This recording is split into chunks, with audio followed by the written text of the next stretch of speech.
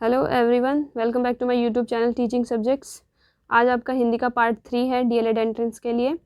Video को and तक देखना ताकि आपको अच्छे से क्लियर हो जाए। उसके बाद एक फाइनल पार्ट लेके आऊँगी जिसमें मैं आपको पूरा हिंदी ख़त्म करवा दूँगी और उसके बाद हम आपके प्रैक्टिस सेट देखेंगे और जो नए नए वर्ड्स होंगे उनको करेंगे। तो सबसे पहले इसमें हम करेंगे समास। आज समास जो है काफ़ी मतलब 3 टाइप्स के होते हैं मेन, और जिसमें भी तत्पुरुष जो सेकंड टाइप है उसमें भी 2 टाइप होते हैं। टोटल आप ले सकते हो कि आप 3 और 2 5 होते हैं। अब समास में आपको कैसे, एक होता है अव्ययी भाव समास। अव्ययी भाव समास जिसमें कि पूर्व पद और उत्तर पद, ऐसे अव्ययी आपको कैसे पहचाना होगा समास को, जिसमें कि आगे का जो वर्ड है वो मतलब बिना किसी काम का हो, जिसके कोई ख़ास मीनिंग ना बनता हो। जैसे कि बे काम है, तो इसमें बे का क्या मीनिंग है? कुछ नहीं है। यथाशक्ति, यथा क्या है? आजीवन, आजीवन में ऐसे जो एक्स्ट्रा वर्ड्स टाइप होते हैं उनको आप देखेंगे तो वो होता है अव्ययी। अव्ययी एक्स्ट्रा करके आप याद कर सकते हो कि ऐसे वर्ड्स जो होंगे वो पहचाने में आपको हेल्प करेंगे। यथाशक्ति, आजीवन, रातों रात, प्रत्येक, बेकाम, ऐसे जो वर्ड होंगे वो होंगे आपके अव्ययी समास। उसके बाद आता है तत्पुरुष समास। तत्पुरुष समास में एक होता है पूर्व पद और एक होता है उत्तर पद। अब इसमें इसको देखो, आपने वो कर्ता कर्म ये सब याद करा होगा ना, कर्ता ने कर्म को कर्ण से संप्रदान के लिए, अवदान से अलग, ऐसे वाला। तो वैसे ही जब इनको आप पार्ट में डिवाइड करते हैं तो आपको ऐसे वर्ड दिखाई देंगे, जैसे ग्राम को गत, या जो को दिख रहा है आपको, को कर्ता ने कर्म को, तो ये कर्म वाला आ रहा है ना, कर्म वाला। तो ऐसे जब आप उस शब्द को तोड़ते हैं तो ऐसे सेंटेंस बनेंगे, मतलब उसमें कोई ना कोई का, के, सी, रा, रे, री ऐसे वर्ड दिखाई देंगे जितने भी आपको दिखते हैं। कर्ता ने कर्म को कर्ण से संप्रदान के लिए, आपदान से अलग, ऐसे वर्ड दिखेंगे आपको बीच में, तो आप पहचान जाओगे कि ये तत्पुरुष समास है। अब तत्पुरुष में भी ये कौन सा वाला तत्पुरुष है, इसको आपको ध्यान में रखना है। तो इसमें होता है, एक होता है कर्मधारय समास और एक होता है द्विगु तत्पुरुष समास। तो कर्मधारय तत्पुरुष समास में क्या होता है? पूर्व पद और उत्तर पद। ये तो ऐसे नहीं पूछेगा कि कौन सा प्रधान होता है या नहीं होता, वैसे तो इसमें उत्तर पद जो है प्रधान होता है, मीन्स की मेन होता है, क्योंकि मीनिंग आपको पीछे वाले वर्ड से ही मिलेगा। जो कर्मधारय होता है वो किसी को कर्म को धारण करने वाला, मीन्स की नील कमल, इसमें आपको विशेषता पता चल रही होगी कि जिसकी भी वर्ड की बात होगी, जैसे नील कमल है तो इसमें आपको इसकी विशेषता पता चलेगी कि नीला है जो कमल, कमल की क्या विशेषता है कि वो नीला है। तो कर्मधारय समास को आपको कैसे पहचानना है कि इसमें कोई ना कोई विशेषता बताई जा रही होगी, वो किसी कर्म को धारण कर रहा है, उसका कोई काम होता है, उसको ले रखा है उसने। ओके। और वैसे ही जैसे काली मिर्च, अब ये काली मिर्च जो है उसकी क्या विशेषता है कि वो काली होती है। तो जब भी किसी की विशेषता पता चल रही हो जिस वर्ड से, तो हो जाएगा आपका कर्मधारय समास। उसके बाद आता है आपका द्विगु तत्पुरुष। द्विगु तत्पुरुष, इसमें जो है आपको गिनती दिखेगी, आराम से इसको आप जान सकते हो। जैसे त्रिभुज हो गया, नवरत्न हो गया, त्रिभुज में 3 भुजाओं वाला, 3 भुजाओं का समूह, और नवरत्न में आपको 9 रत्न, चौराहा 4 राहों वाला, पंजाब में 5 इसमें दिख रहा है, नव इसमें 9 दिख रहा है। तो जिसमें भी आपको गिनती दिखेगी वो होता है आपको द्विगु समास। द्विगु मतलब गिनती। ओके।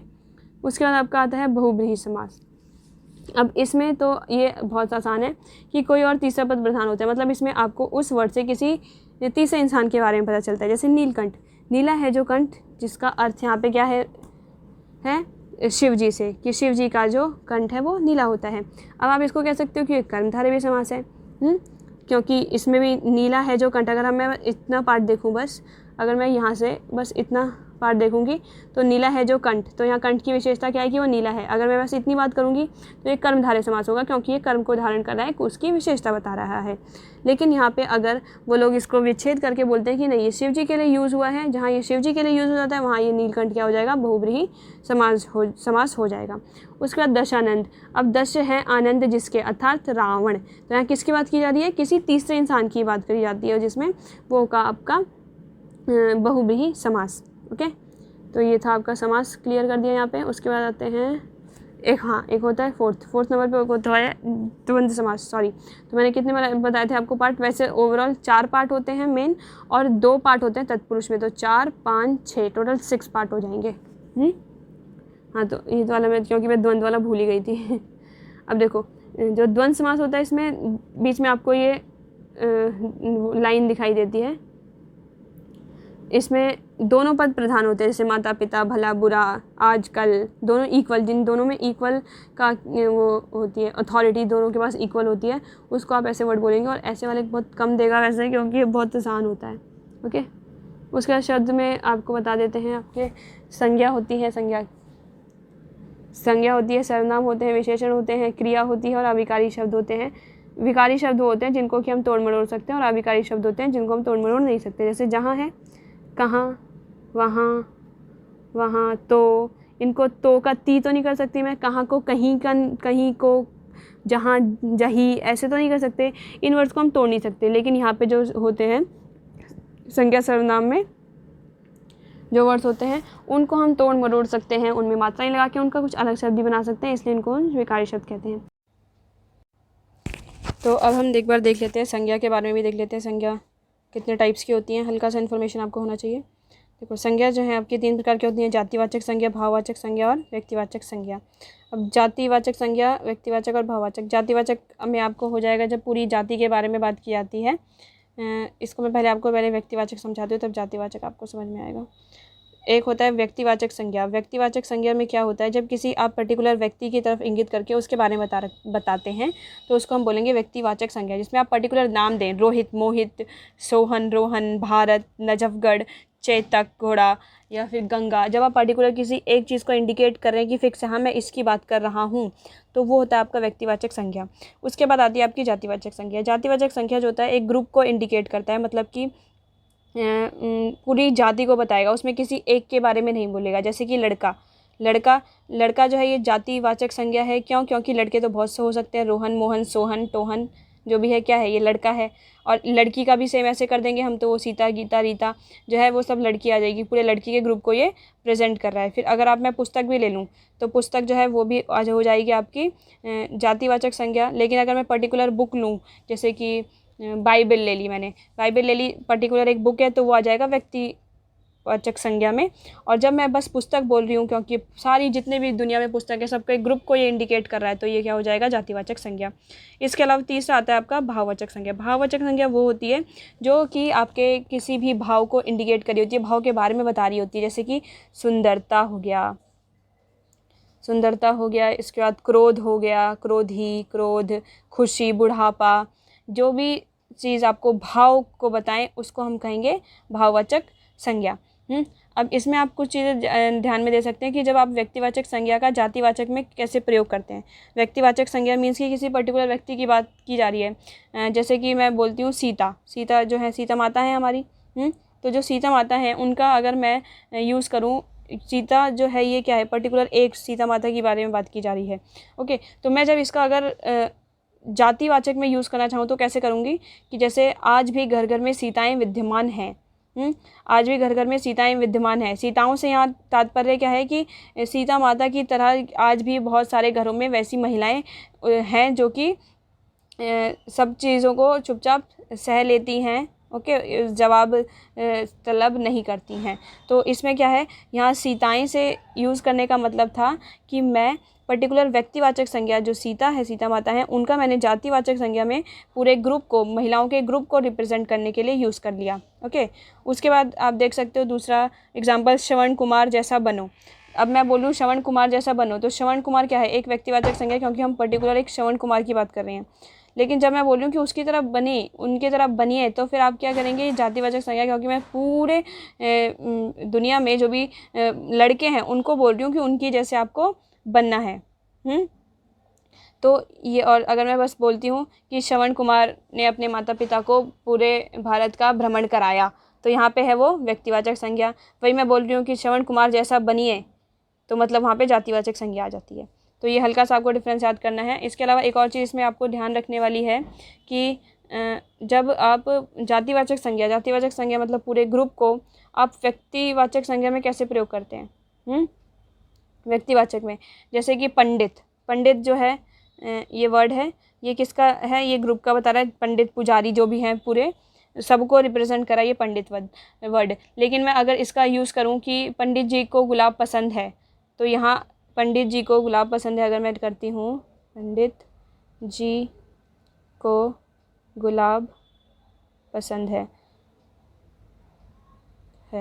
तो फिर इसमें आप देखो कि पंडित जी, ये कौन से पंडित जी की यहाँ बात हो रही है? हो रही है नेहरू जी की बात। तो यहाँ मैंने जातिवाचक संज्ञा, पंडित जी जो वर्ड है ये जातिवाचक संज्ञा है, का यूज़ मैंने पर्टिकुलर एक व्यक्ति के लिए किया जो कि जवाहरलाल नेहरू हैं। तो फिर यहाँ पे क्या हो जाएगा कि जब हम जातिवाचक संज्ञा का यूज़ जो है व्यक्तिवाचक संज्ञा के रूप में भी कर सकते हैं। इसके अलावा जब आपको याद रखना है कि किसी भी भाववाचक संज्ञा का बहुवचन बना देते हैं, किसी भी भाववाचक संज्ञा का बहुवचन बनाते हैं तो वो जातिवाचक संज्ञा बन जाता है। क्या बन जाता है? जातिवाचक संज्ञा। जैसे कि अगर मैं बोल रही हूँ लड़ाई, लड़ाई, ओके, ये मैंने लिखा लड़ाई। अब मैं इसका बहुवचन बना दूँ तो ये क्या होगा? लड़ाइयाँ, लड़ाइयाँ हो जाएगा। अब इसमें जो ये है आपका, देखो जो लड़ाई है ये आपका भाववाचक संज्ञा है, और इसको जब मैंने बहुवचन किया, लड़ाइयाँ किया, तो ये क्या बन जाता है? ये बन जाता है जातिवाचक संज्ञा। ओके, ये याद रखना है आपको, जातिवाचक संज्ञा बन गया। ये चीज़, कुछ बातें आपको याद रखनी है। उसके बाद हम सर्वनाम पे आ जाते हैं कि सर्वनाम में कितने तरीके के सर्वनाम होते हैं आपके? एक पुरुषवाचक सर्वनाम, निजवाचक सर्वनाम, निश्चयवाचक सर्वनाम, संबंधवाचक सर्वनाम, अनिश्चय और प्रश्नवाचक सर्वनाम। अब एक एक को हल्का सा एक्सप्लेन कर देती हूँ। पुरुषवाचक सर्वनाम में वो होता है जिसमें मैं, तुम, वह, मैं, ऐसे, इन सब वर्ड्स का यूज़ किया जाता है। जैसे मैं खाना खाता हूँ, तुम पढ़ने जाते हो। जब आपका डायरेक्ट ऐसे सेंटेंस हो जिसमें उत्तम पुरुष, मध्यम पुरुष और अन्य पुरुष की बात हो रही होती है, उसको हम बोलते हैं पुरुषवाचक सर्वनाम। ओके, उसके बाद निजवाचक सर्वनाम होता है। निज मतलब मैं, अपना, अपना। जब भी मैं कोई सेंटेंस में ऐसे बोल रही हूँ कि मैं अपना काम स्वयं करती हूँ, राधा ने अपना खाना स्वयं बनाया, सीता स्वयं पढ़ने जाती है, तो जब भी जिसमें भी अपना खुद से वो काम करने की बात कर रही होते हैं तो उसको आपको पहचानना है कि वो निजवाचक सर्वनाम की बात की जा रही है। फिर आता है निश्चयवाचक सर्वनाम।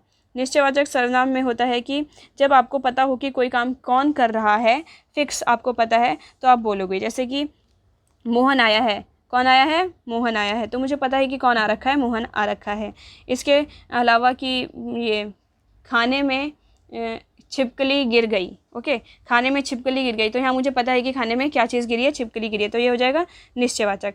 इसी में अगर मैं अनिश्चयवाचक बोलूँ तो इसमें आपको पता नहीं है कि क्या चीज़ हुई है। जैसे अगर यहाँ पे सेंटेंस बनेगा अनिश्चयवाचक में तो बनेगा खाने में कुछ गिर गया है। क्या गिरा है? मुझे नहीं पता है।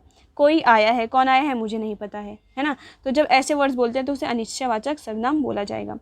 फिर आपके बाद आता है संबंधवाचक सर्वनाम। संबंधवाचक सर्वनाम जो होता है वो जो, सो ऐसे वर्ड से जुड़ा हुआ होता है, जिसमें जो सेंटेंस की आगे की लाइन होती है वो पीछे से, जो से पहले जो है डिपेंड होती है।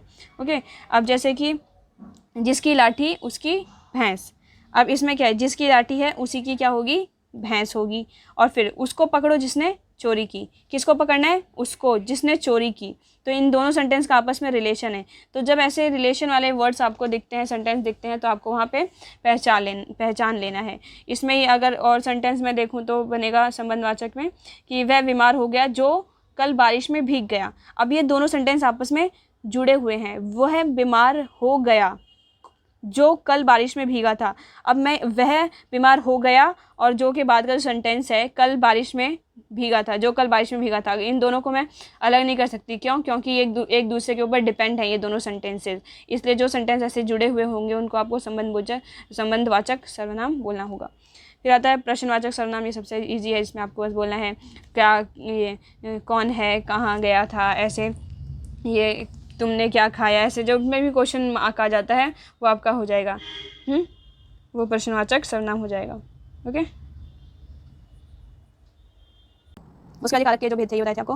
देख लो इधर, कर्ता ने, ये है कर्ता ने कर्म को कर्ण से के द्वारा संप्रदान के लिए को आपदान से अलग। यहाँ पे देखो आपदान वाला आपको अच्छे से बताती हूँ कि से देखो यहाँ पे भी है, ये कर्ण भी आपको एक से दिख रहा है और ये आपदान भी से दिख रहा है। तो ये वाला से है कि मोहन हाथ से लिखता है, तो ये वाला से आ जाएगा, वो कर्ण आया है। लेकिन आपको कैसे पता चलेगा कि आपदान वाला से है? तो इसमें अलगाव का भाग होता है। जैसे कि पत्ते पेड़ से गिर गए, यहाँ पे पेड़ से अलग हो गए पत्ते, तो जहाँ पे अलगाव का भाग हो वो आपका आपदान वाला से होता है। तो वहाँ पे आपको ऐसे बताना है। अब इसका और एग्जांपल ले सकते हैं, बच्चा माता से बिछड़ गया। अब इसमें आपको पता चला कि बच्चा जो है अपनी मम्मी से जो है अलग हुआ है, तो यहाँ पे कौन सा से है? आपदान वाला से है। उसके बाद इसमें संबंध काके की रारेरी अधिकरण में पर संबोधन है अरे। ओके, तो ये हो गया आपका। उसके बाद गुण, ये विशेषण में आपके होते हैं गुणवाचक, विशेषण संख्यावाचक, परिणामवाचक और सर्वनामिक। इसमें है आपका गुणवाचक मोटा पतला, संख्या में संख्या हुई कोई, परिणामवाचक मात्रा लीटर, 1 लीटर दूध लेके आओ, ऐसे वाला सेंटेंस होता है और सर्वनामिक होता है। इसमें जैसे है इन सवालियों को उतारो, इसमें संज्ञा और सर्वनाम इकट्ठे यूज होते हैं सर्वनामिक विशेषण। इन और सवालियों को उतारो। फिर होती है क्रिया, की होती है क्रिया, दो तरह की होती है, कर्मक होती है और कर्मक होती है। कर्मक जिसमें कोई काम की जरूरत नहीं होती, कर्म की जरूरत नहीं होती, और सकर्मक जिसमें कर्म की जरूरत होती है, कर्म वाला को पता होता है। अब अकर्मक का देखो, बिना कर्म वाली, बच्चा रोता है, सीता गाती है, रोहन सोता है। अब इसमें इनके काम करने का प्रभाव जो है उसी के ऊपर पड़ रहा होता है, इसे हम अकर्मक बोलेंगे। जैसे सीता रोती है, ये जो सेंटेंस है सीता रोती है, अब इसमें रोने का प्रभाव किस पे है? सीता के ऊपर खुद ही है, इसका मतलब वो अकर्मक है। ओके, अब मैं इसी सेंटेंस को बोलूं, सीता जो है बिस्तर पर रोती है, सीता बिस्तर पर रोती है, आपका ले लो, बिस्तर पर रोती है, तो इसमें प्रभाव किस पर, मतलब सीता किस चीज़ के ऊपर है, तो वो है बिस्तर पे, तो यह हो जाएगा आपका क्या कहते हैं, सकर्मक क्रिया। अब इसके अलावा एक और, पक्षी उड़ता है, पक्षी उड़ने का प्रभाव किस पे है? पक्षी के ऊपर ही है, इसका मतलब वो अकर्मक है। और मैं बोलूं कि पक्षी आकाश में उड़ता है, तो बीच में कोई चीज़ आ जाती है, बीच में जब कोई चीज़ आ जाती है तो वो सकर्मक हो जाएगा। मतलब पक्षी का उड़ रहा है, आकाश में उड़ रहा है, तो आकाश का यहाँ पे सकर्मक आ गया। तो ये थी वीडियो आपकी थर्ड पार्ट की, जिसमें कि मैंने आपको क्लियर किया है आपके समास, शब्द और विशेषण, वाच्य, ये सब हल्का हल्का क्लियर कर दिया। लास्ट वीडियो में 4th जो पेज है वो भी समझा दूंगी, और उसके बाद हम हल्का सा एक बार फाइनलाइज़ कर देंगे हिंदी के सिलेबस को, और फिर ये आपका हो जाएगा पूरा। ओके, तो वीडियो कैसी लगी प्लीज़ लाइक शेयर सब्सक्राइब करके बताना, और ज़्यादा शेयर करिएगा। Okay, thank you.